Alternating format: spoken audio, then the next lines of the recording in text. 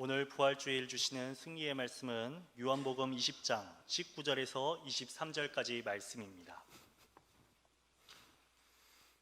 이날 곧 안식 후 첫날 저녁 때에 제자들이 유대인들을 두려워하여 모인 곳의 문들을 닫았더니 예수께서 오사 가운데 서서 이르시되 너희에게 평강이 있을지어다.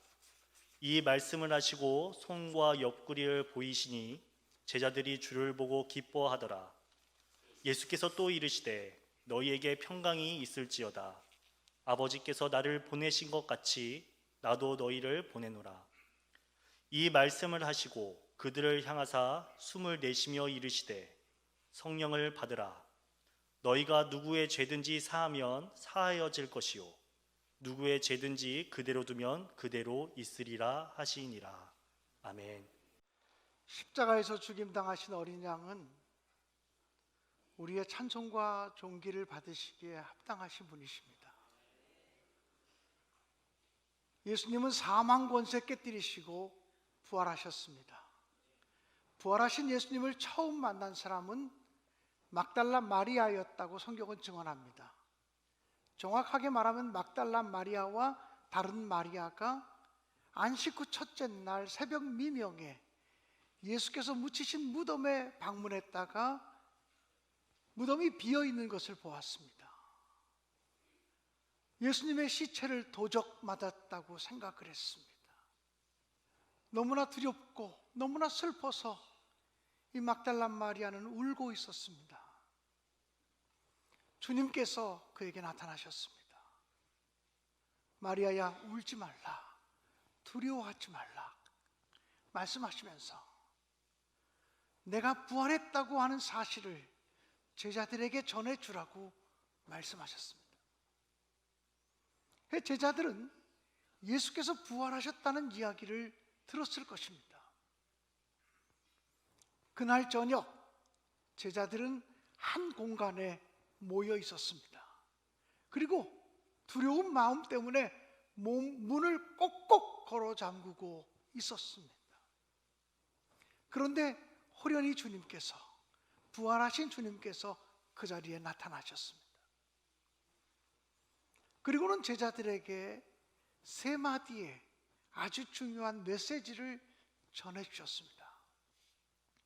부활하신 주님께서 전해주신 첫 번째 메시지는 너희에게 평강이 있을지어다 라는 말씀이었습니다. 거기 있는 제자들 다 주님을 버리고 도망간 사람들입니다. 예수님께서는 십자가를 지시기 전에 너희가 오늘 다 나를 버리고 도망가리라고 예언의 말씀을 해주셨습니다. 그러나 모든 제자들이 아닙니다, 우리가 무슨 주님을 버리고 도망갑니까? 그럴 리 없습니다라고 다 이야기했습니다.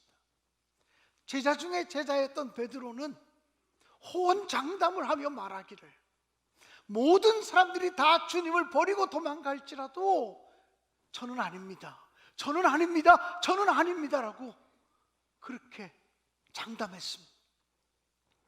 그러나 호언장담했던 베드로 마저 주님을 모른다고 3번씩이나 부인했습니다. 복음서의 증언에 의하면 예수님을 저주하며 모른다고 했습니다. 저주하며 부인했습니다. 성경이 기록될 당시는 사도 베드로가 초대교회의 최고 책임자였고 수장이었기 때문에 베드로에 대한 예의를 갖추기 위해서 그랬을 것입니다. 베드로가 어떻게 험한 말로 예수를 부인하고 저주했는지는 기록하지 않습니다. 다만 예수를 저주하고 부인했다고 했습니다. 예수님을 저주하고 맹세하며 부인한 제자들, 예수님이 십자가에 못 박힐 때 다 도망갔던 제자들, 그들은 예수를 만날 염치조차 없었을 것입니다. 우리가 어떻게 주님을 만나지? 우리같이 부족한 사람들이, 우리같이 허물 많고 실수 많은 사람들이 어떻게 주님을 만나지? 라고 생각했을 것입니다. 또 한편에서는 지금 우리가 주님을 만났다가는 우리한테 큰 봉변이 임할지도 몰라. 우리 선생 예수님을 십자가에 못 박았던 그 유대인들이 우리까지 붙잡아다가 어떻게 할지 몰라. 지금 우리가 부활하신 예수를 만나야 돼, 만나지 말아야 돼, 이런 복잡한 마음들이 제자들의 마음을 흔들고 있었을 것입니다. 그런데 그들이 주님을 찾아가기도 전에 호련히 부활하신 주님께서 문을 꼭꼭 걸어 잠그고 있는 그들 가운데 나타나셨습니다. 그리고 부활하신 주님이 입에서 나온 첫 마디가 야 이놈들아, 이 배신자들아 라고 하는 말이 아니었습니다. 너희에게 평강이 있을지어다. 주님은 우리에게 평강 주시기를 원하시는 하나님이심을 믿습니다.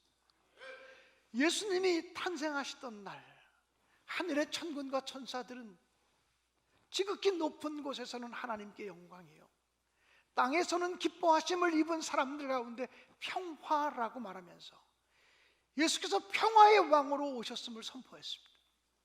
예수님이 탄생하기 전 700년 전에 예언자인 이사야 선지자는 장차 인류의 메시아가 오시면 그분은 평강의 왕이라 불림받을 것이라고 예수님의 사역을 예언했습니다. 예수님은 우리가 주님을 사랑하든 사랑하지 않든, 우리가 주님께 충성을 드렸던 충성을 드리지 못했던, 주님을 붙잡고 살았던 주님을 놓치고 살았던, 부활하신 주님은 한결같이 우리 모두에게 괜찮아, 다시 시작하자, 두려운 너의 마음속에, 어두운 너의 마음속에 평강 주기를 내가 원한다, 너희에게 평강이 있을지어다라고 선포하셨습니다. 이 자리에 주님이 오셔도 우리 신내교회 성도들, 산부 예배를 드리고 있는 성도들에게 주님이 하고 싶은 말은 너희에게 평강이 있을지어다, 이 말인 줄로 믿습니다. 주님이 우리에게 주시려고 하는 평화는 세상이 주는 평안과 평화와는 다릅니다. 세상이 주는 평화는 돈이 생기면 기쁘고, 돈이 없으면 슬퍼지고, 좀 출세하면 기쁘고, 출세하지 않으면 어둡고, 건강하면 기쁘고 건강하지 못하면 슬픈 평강, 평화, 조건과 상황에 따라 흔들리는 평화입니다. 그러나 하나님이 우리에게 주시려고 하는 평안, 예수님이 우리에게 주시려고 하는 평안, 부활하신 주님께서 우리에게 선포하시는 평안은 세상이 줄 수 없는 평화이고 세상이 흉내낼 수도 없는 평안임을 믿습니다. 그 평안이 오늘 부활의 주님을 경배하는 여러분들 모두에게 임하시기를 주의 이름으로 축원합니다. 부활하신 주님은 두 번째로 아버지께서 나를 보내신 것 같이 나도 너희를 보내노라 선포하셨습니다. 하늘 아버지께서 나를 인간의 몸을 입히셔서 낮고 낮은 이 땅에 보내신 것처럼 나도 너희들에게 복음의 메시지를 주고 너희들에게 평안의 메시지를 주어서 그 평안의 복음을 가지고 낮고 낮은 곳으로 너희들을 보내노라, 낮고 천한 곳으로 너희를 보내노라고 말씀하고 싶으신 거야.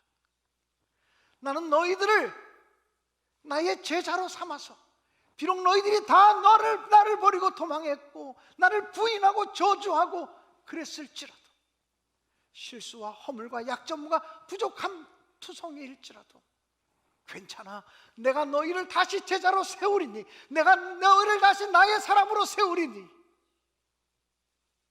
나의 사랑의 신뢰를 가지고 세상으로 나가라.